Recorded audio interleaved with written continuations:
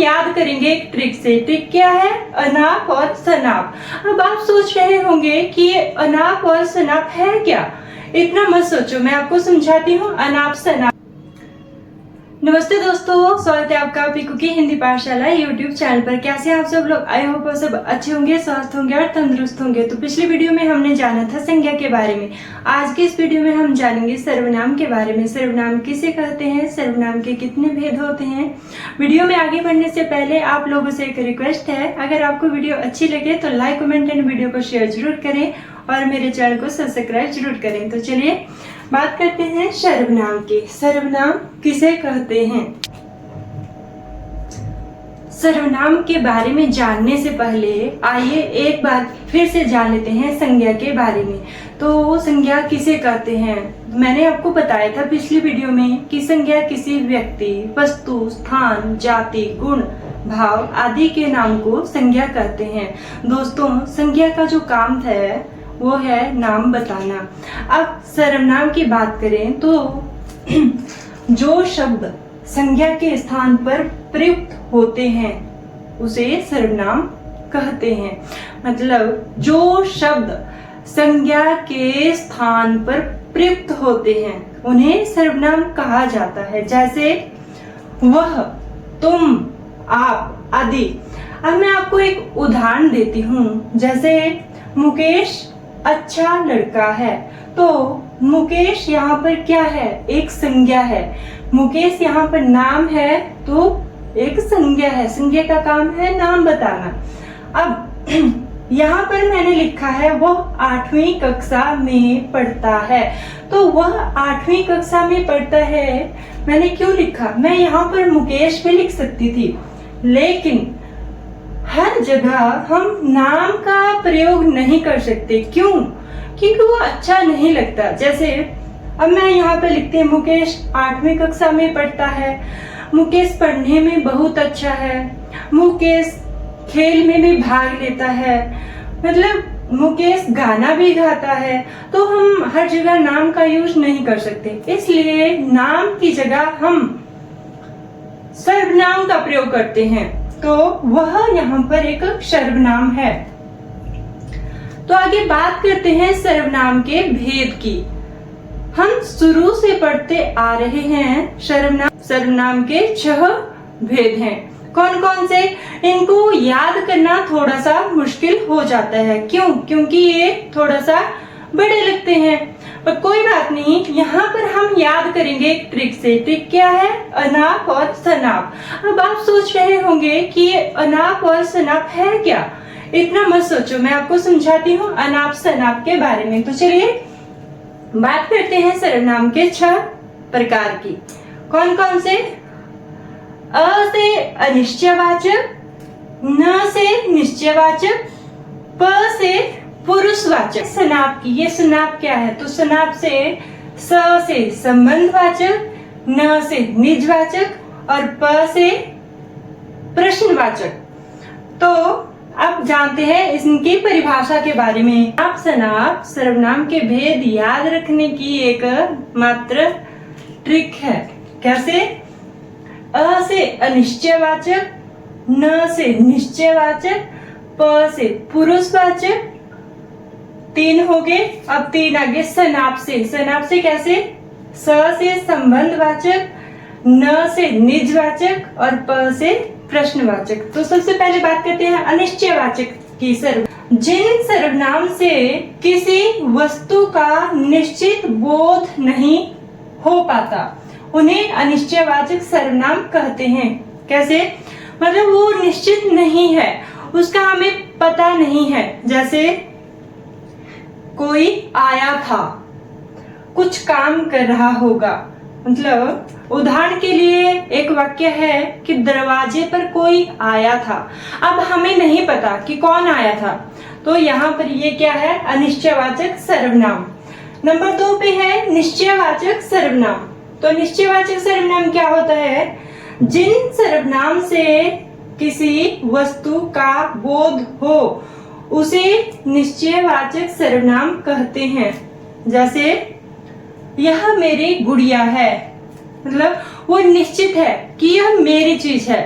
यह मेरा घर है, मतलब वह मेरा दोस्त है, मतलब निश्चित है कि वह मेरा दोस्त है।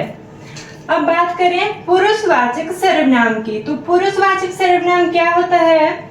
जिन सर्वनाम का प्रयोग वक्ता, श्रोता या अन्य के लिए किया जाता है, जैसे मैं, तू, वह आदि।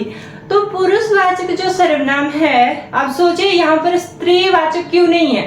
मतलब स्त्रीवाचक भी तो हो सकता है ना, क्यों नहीं है? तो पुरुषवाचक जो है इसमें 3 प्रकार के पुरुषवाचक हैं। कौन कौन से?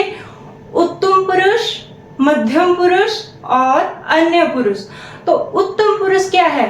मैं, जैसे कि मैं अभी यहाँ पर हूं ना, तो मैं उत्तम हूं।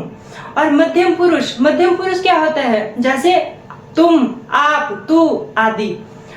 और अन्य पुरुष में कौन आता है? जो अन्य हो, वह, वे आदि। तो ये उत्तम, मध्यम और अन्य पुरुष हैं।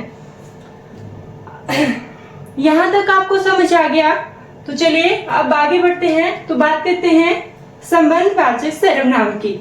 लिखने का तरीका देख सकते हैं मैंने किस हिसाब से लिखा है। आपको भी अगर एग्जाम में क्वेश्चन आता है, 5th क्लास से लेके 10th क्लास तक सर्वनाम के बारे में पूछा जाता है, 10th नहीं तो 8th तक तो इसके बारे में पूछा ही जाता है। तो आप देख लीजिए कि किस हिसाब से लिखा है, वैसे ही आपको अपने पेपर में लिखना है और अच्छे अंक लाने हैं। मैंने यहाँ पहले लिख लिया, क्योंकि अगर मैं साथ में लिखूंगी तो वीडियो बहुत लंबी हो जाएगी, इसलिए मैं यहाँ पे पहले लिख लिया। अब मैं आपको समझाऊंगी। तो अनाप तो हमने समझ लिया। अब सनाप से क्या बन रहा है? संबंधवाचक, निजवाचक और प्रश्नवाचक। तो संबंधवाचक सर्वनाम जो 2 वाक्य को जोड़ते हैं और संबंध बताते हैं। मतलब यहाँ पर 2 वाक्य आपस में जुड़ते हैं और संबंध बताते हैं, जैसे जो, वह आदि। अब उदाहरण के लिए वाक्य है जो पढ़ेगा वह आगे बढ़ेगा। यहाँ पर 2 सर्वनाम हैं, मतलब जो और वह, ये आपस में जुड़कर संबंध बता रहे हैं। मतलब जो पढ़ेगा वही आगे बढ़ेगा। नंबर 2 पे है जैसे जो करेगा वो भरेगा। जो और वो, जो करेगा वो भरेगा। 2 वाक्य आपस में जुड़कर संबंध बता रहे हैं। अब बात करें निजवाचक सर्वनाम की। तो निज मतलब खुद, निज अपने आप पर। जब कोई व्यक्ति अपने ही बारे में बात करता है, जैसे खुद, स्वयं, अपने आप। उदाहरण के लिए वाक्य है वह खुद चला गया, सीता स्वयं आई थी आदि। अब बात करें प्रश्नवाचक सर्वनाम की। नंबर 6 पर आता है प्रश्नवाचक सर्वनाम। प्रश्न, जब हम कोई क्वेश्चन करते हैं, प्रश्न करते हैं, तो वही सर्वनाम होता है जिसमें सवाल पूछे जाते हैं, सवाल पूछते हैं, क्वेश्चन करते हैं आदि, प्रश्न पूछते हैं आदि। अब जैसे कब, क्यों, कैसे, कौन, ये सारे क्या है? प्रश्नवाचक सर्वनाम हैं। तो वाक्य है कौन आया, मतलब कौन आया। यहाँ पर एक प्रश्न हो रहा है, कौन आया। क्या तुम स्कूल जा रहे हो? क्या तुम स्कूल जा रहे हो?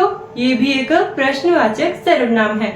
तो ये थे सर्वनाम के 6 भेद, जिसमें अनिश्चयवाचक सर्वनाम, निश्चयवाचक सर्वनाम, पुरुषवाचक सर्वनाम, संबंधवाचक सर्वनाम, निजवाचक सर्वनाम और प्रश्नवाचक सर्वनाम। होप करती हूँ आपको समझ में आया होगा। यहाँ तक अगर आपने वीडियो देखी ही है तो वीडियो अच्छी लगी हो तो लाइक, कमेंट एंड वीडियो को शेयर जरूर करें, ताकि औरों को भी समझ में आए कि सर्वनाम किसे कहते हैं, सर्वनाम के क्या भेद होते हैं। अब लास्ट में आपके लिए एक क्वेश्चन है, मैं कुछ वाक्य दूंगी, आपने मुझे बताना है कमेंट सेक्शन में कि इसमें कौन सा सर्वनाम है। दोस्तों अब आपके लिए एक क्वेश्चन है, आप मुझे बताएंगे कमेंट सेक्शन में कि इन तीनों वाक्यों में कौन कौन सा सर्वनाम है। मैं स्कूल जा रहा हूँ, कौन दरवाजा खटखटा रहा है, जैसी करनी वैसी भरनी। होप करती हूँ आपको सर्वनाम समझ में आ गया होगा। तो अब अगली वीडियो में हम बात करेंगे विशेषण के बारे में। आज की वीडियो में सिर्फ इतना ही। मिलते हैं नेक्स्ट वीडियो में। धन्यवाद, बाय बाय।